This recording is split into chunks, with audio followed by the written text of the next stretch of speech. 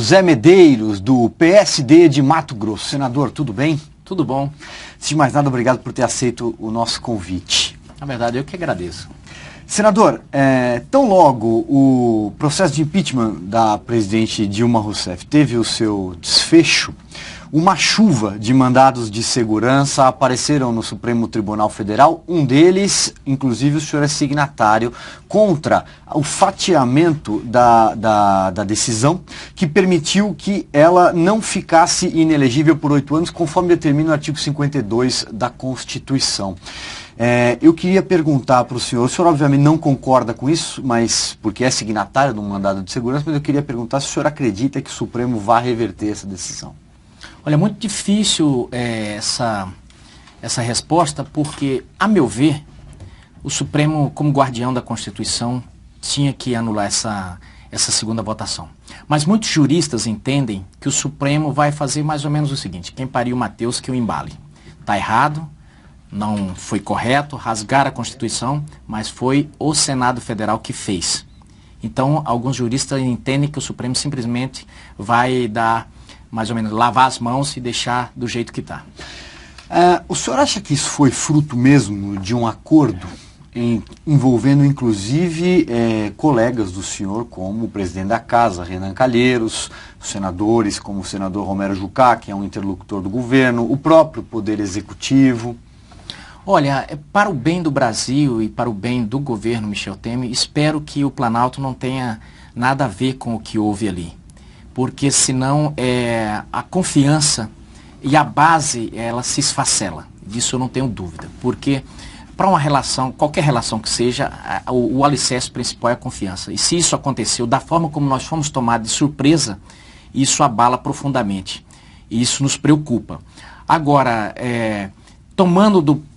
partindo do princípio de que o Planalto não tem envolvimento algum, eu sinto que aquilo foi gestado ali.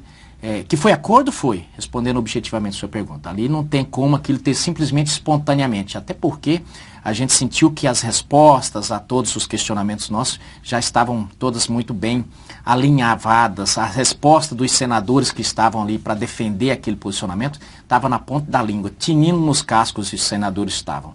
Então, dizer assim, olha, foi espontâneo, foi um destaque que um senador... Não, aquilo foi combinadinho, ensaiado, até porque tinha uma outra versão mais terrível até do que essa. E nós já sabíamos dela. A versão era da seguinte forma: a presidente vem, faz o discurso, entrega a renúncia e, por dozinha, por peninha, absolvemos, faz a absolvição dela. E tentaram emplacar isso. Eu senti que havia essa conversa lá. E muitos questionando, falaram, olha, os senadores não vão querer colocar digital porque vai ficar nas suas bases dizendo que ele votou contra o impeachment ou que absolveu Dilma. Então essa não passou. A gente não esperava que viesse porque nós já estávamos nos preparando para essa, vamos dizer assim, essa manobra, né? Aí veio a outra. Então, assim, fomos driblados. Agora, além da ex-presidente Dilma Rousseff, quem mais poderia ser absolvido na opinião do senhor? O senhor acha que isso poderia beneficiar, por exemplo, o ex-presidente da Câmara, Eduardo Cunha, também enrolado com a Operação Lava Jato, denúncias, também é alvo de um processo de cassação de mandato? Pela lógica, sim. Mas a partir do momento que você rasga a Constituição num casuísmo, tudo pode acontecer. Porque quando aconteceu aquilo com o Collor renunciou e mesmo assim falou, perdeu os direitos políticos. Então se esperava que pau que bate em Collor batesse em Dilma. Mas a gente tem visto que desde o começo, pau que bateu em Cunha não bateu em Dilma. Então não é de se duvidar que de repente isso tenha valido para Dilma, mas possa não valer para o Cunha. Ou também pode abrir um precedente. Alguns colegas do senhor, o senador Cristóvão Buarque, por exemplo, já se manifestaram dessa forma. Né? A lógica indica isso, que se serviu para Dilma, vai servir para Eduardo ou para qualquer um outro. Chegam até alguns fazer a alusão de que, olha, isso aí foi um acordo para salvar muita gente. Não sei, eu não gosto de trabalhar com teoria da conspiração, mas faz a gente remeter a algumas hipóteses que pode acontecer. O certo é que abriu-se um precedente, e um precedente que eu digo que é uma caixa de Pandora. Ninguém tem controle. Isso aí é a mesma coisa que tocar fogo em lona de circo. Tocar consegue, mas não consegue apagar. O placar, 61 votos pela cassação e não, agora estamos falando da cassação do mandato, né? E não Isso. da questão da inelegibilidade. Os 61 votos, de alguma forma, eram esperados? Surpreendeu o senhor esse número? Em algum momento, vou até ampliar a pergunta, em algum momento o senhor achou que poderia não passar? Olha, eu contava com 61, não passar não. A gente estava ali dentro, estava sabendo que passava. Mas os 61 a gente contava assim, mais ou menos como o salto do Thiago Braz ali na Olimpíada. A gente não esperava que ia ser tão assim. Eu até brinquei com o Romário, falei, Romário, você foi um dos melhores dribladores que eu já vi no futebol. Falei, aquele drible que você deu no Amaral foi extraordinário, mas você perde pro Thelmário.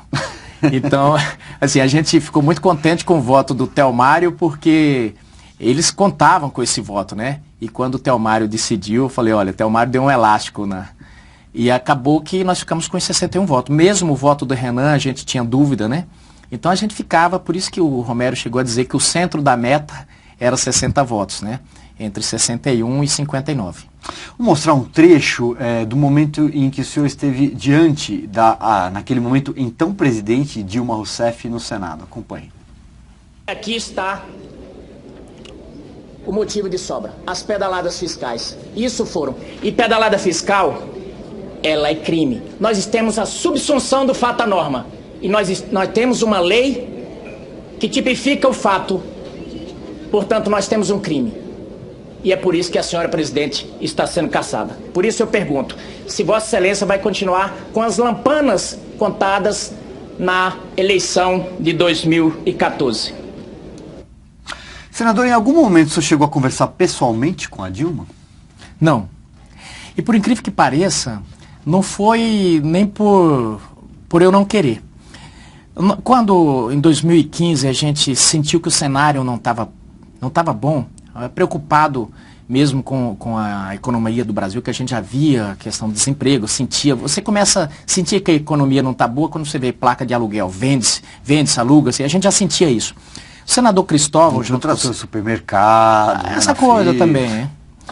E aí nós propomos o seguinte, como estava um fla-flu muito grande, e eles culpavam, que dizia que era o tensionamento que não deixava ela trabalhar, nós resolvemos propor, então, uma base de senadores que eram independentes.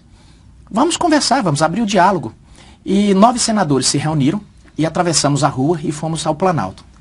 Dilma não nos recebeu, o ministro dela não nos recebeu e fomos recebidos pelo segundo assessor do ministro. 9 senadores. Romário, Ana Amélia, Randolph, Capiberibe, Fernando Bezerra, eu, senador Cristóvão, enfim, senador Moca. Não deram, disseram que acharam bacana, o assessor gostou da ideia, que nós estávamos propondo formar ali uma base sem nada. Ela não precisava nem conversar com nós, não queríamos cargo, não queria nada. Queríamos só ajudar. Qual é a dificuldade do governo? Vocês estão dizendo que está com dificuldade? Vamos ser esse elo, então. Até hoje, até a hora do afastamento dela, nunca recebemos um retorno. Então, quando ela foi lá dizer, olha, eu não consegui conversar com a casa. Mentira. Nós propomos, o caso é que eles estavam numa soberba muito grande. Talvez seja um exemplo que ilustre como ela nunca gostou de fazer política, né?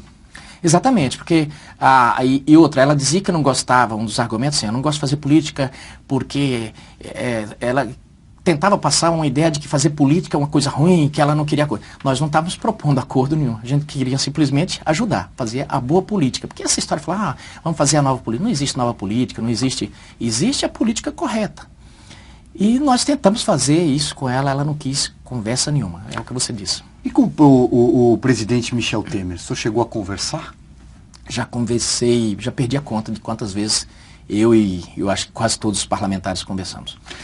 Aliás, quando ele pegou a articulação do governo Dilma, nós que éramos, aí eu já estava na oposição, nós ficamos preocupados. Porque em 2 dias que ele estava na articulação, a gente já sentia que o clima pró-governo tinha mudado. Ele é mestre na articulação política. E eu digo na boa articulação, no sentido de falar, olha, de mostrar o problema, propor solução e conversar. Porque, no fundo, o parlamentar, a gente sente que ele quer ser ouvido, né? E antes de... Por isso causou toda essa cisão agora na base do governo, o fato do parlamento não ter sido ouvido nesse acordo que houve aí. O senhor é base, agora o senhor vai fazer parte da base do governo Michel Temer, porque o seu partido integra o ministério, Exato, evidentemente, correto, mas correto. o senhor se considera um parlamentar da base. Sim, correto. E por que é que o senhor se filiou ao PSD?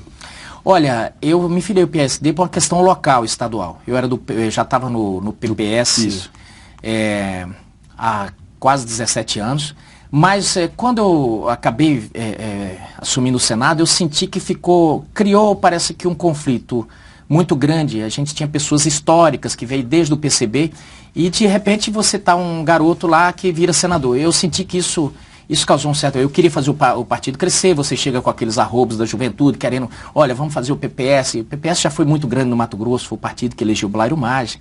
E eu senti muita resistência, eu vi que o cupim começou a roer, eu falei, não, eu não queria criar cisão, criar confusão. Nacionalmente, adorável, era tudo que eu queria para a minha atuação parlamentar. Roberto Freire, extraordinário, Rubens Bueno, e aí eu tinha convidado o Cristóvão tinha vindo para o partido, mas a situação estadual estava insustentável, até porque o presidente do partido era pró-Lula, pró-Dilma, e eu eu fazendo oposição, e aí no estado eles dando entrevista com esse papo de golpista e tal, então não dava, ficou uma situação muito sustentável. Agora, o PSD, o partido idealizado pelo ministro Gilberto Kassab, ex-prefeito da cidade de São Paulo, é um partido que, segundo ele, não é nem de direita, nem de centro, nem de esquerda. Qual que é o posicionamento do senhor? Qual é o seu alinhamento político? Olha, na verdade, ideológico?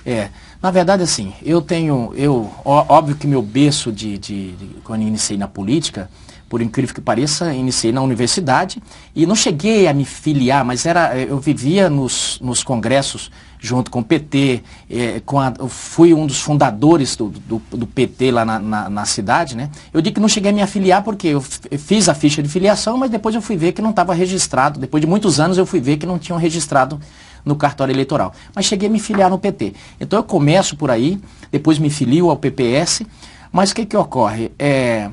Hoje eu digo que o Brasil... O senhor vem da esquerda. Vem da esquerda. Mas eu digo que se eu tivesse que te dizer hoje, o Brasil precisa, ao contrário da música de Cazuza, que precisa de uma ideologia para viver, eu digo que hoje nós não precisamos de uma ideologia para viver, nós precisamos fazer esse país funcionar. Essa história de divisão que foi feita entre negros contra brancos, ricos contra pobres, essa coisa que vem lá do leninismo, de você fazer esse discurso de que demonizar o outro, combater a pessoa e não os argumentos. Eu enjoei dessa coisa toda. Eu me cansei desse populismo barato, de você ser draconiano quando você está por cima e fazer um de coitadinho quando está por baixo, do vitimismo, do coitadismo. Isso não agrega a identidade nacional, isso não ajuda o país. Então, o senhor tem uma origem, portanto, de esquerda, e inclusive citou o PT.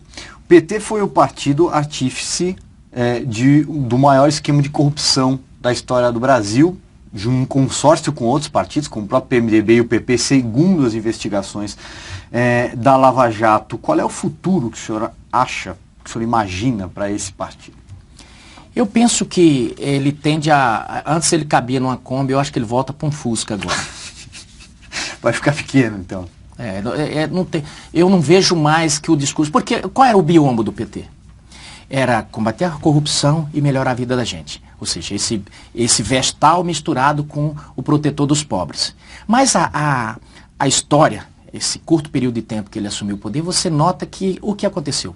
Ele se refestelou com quem ele demonizava. Eu não tenho preconceito contra rico, mas eles no momento que chegaram ao poder, com quem que eles foram para a mesa? Com os grandes. E aí usava o pobre só como bioma. E, aliás, deixou bem junto. Eles voltaram a falar em pobreza agora. Então, o que ocorre? Usou o pobre como esse pano de fundo, a pobreza como pano de fundo, numa alusão muito parecida com aquela do Aloysio Azevedo no Mulato.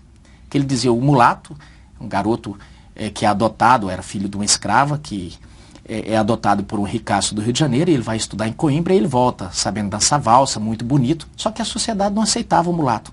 Mas as damas loucas por ele. Aí diz que em público enxotavam, mas no privado chamavam para a alcova. Eu digo que é bem claro o que o PT fez.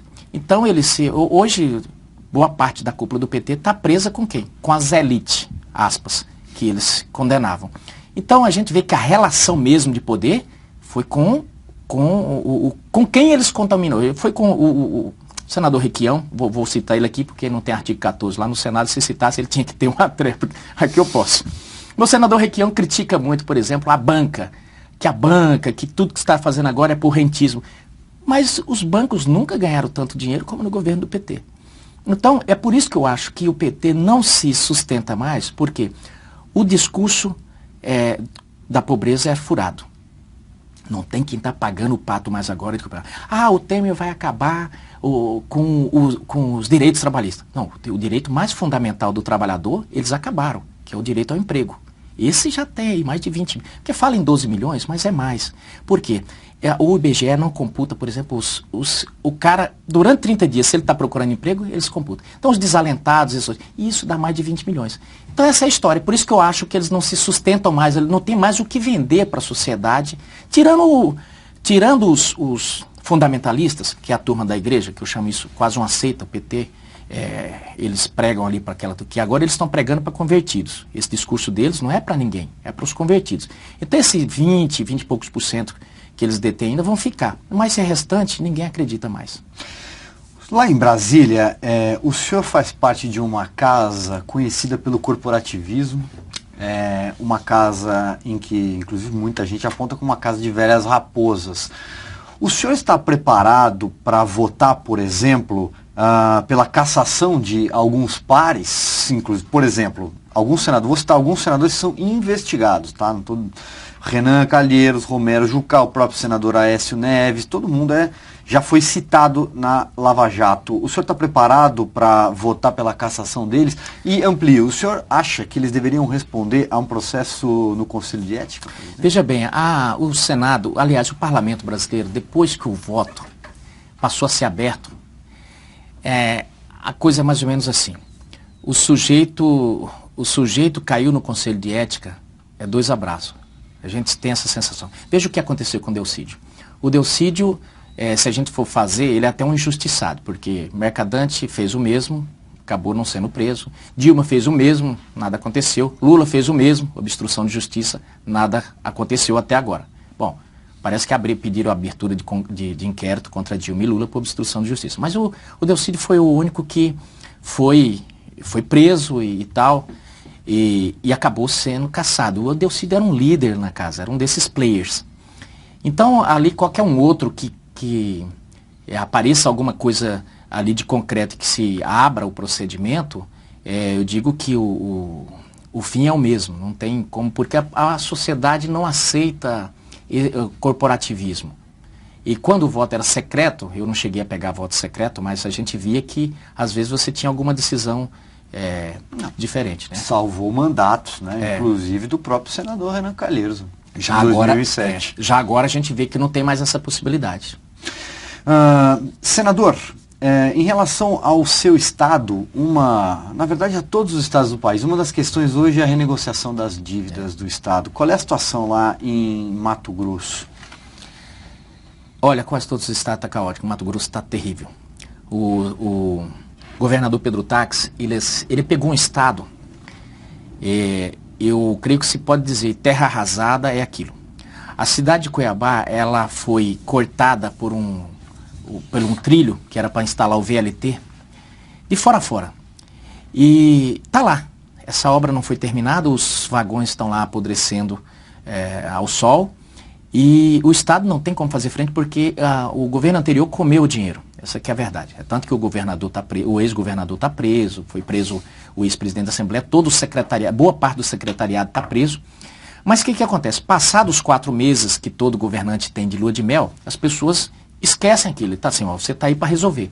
E o governador pegou essa batata quente, uma dívida homérica em dólar, e aí teve o câmbio que subiu.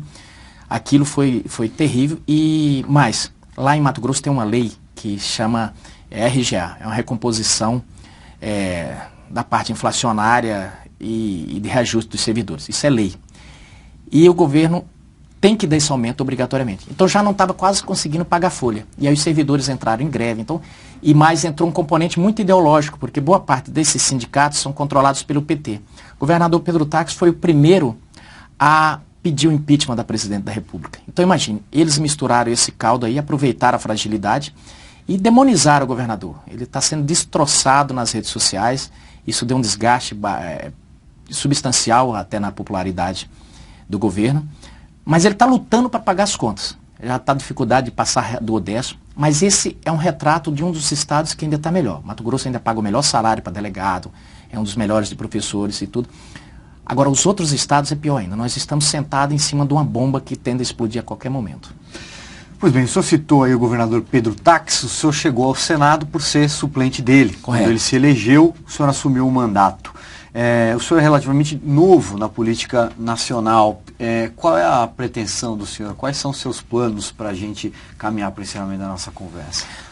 A tendência para mim, no caso que hoje a política nacional totalmente alicerçada na parte financeira. Como eu não tenho... especialmente para fazer campanha. Exatamente. Agora, com essas novas regras eleitorais. Como o que eu teria, a minha chance financeiramente falando para estadual, ou para federal, ou para senador seriam a mesma, eu vou para a reeleição do senador. Então, vou fazer o trabalho e colocar para apreciação, saber quantos mato-grossenses aprovaram ou não, porque de todo jeito é assim. Como não faz diferença, quando você tem muito dinheiro, não faz diferença qualquer cargo, você vai se eleger de todo jeito. Quando você não tem, não faz a diferença também que cargo você vai disputar. Então, realmente, eu vou fazer o mandato, tentar fazer ele o mais relevante possível. É um desafio substituir Pedro Táxi. Eu até disse quando eu entrei, falei a mesma coisa, você de Amarildo substituindo Pelé, porque o Pedro foi um player ali no Senado.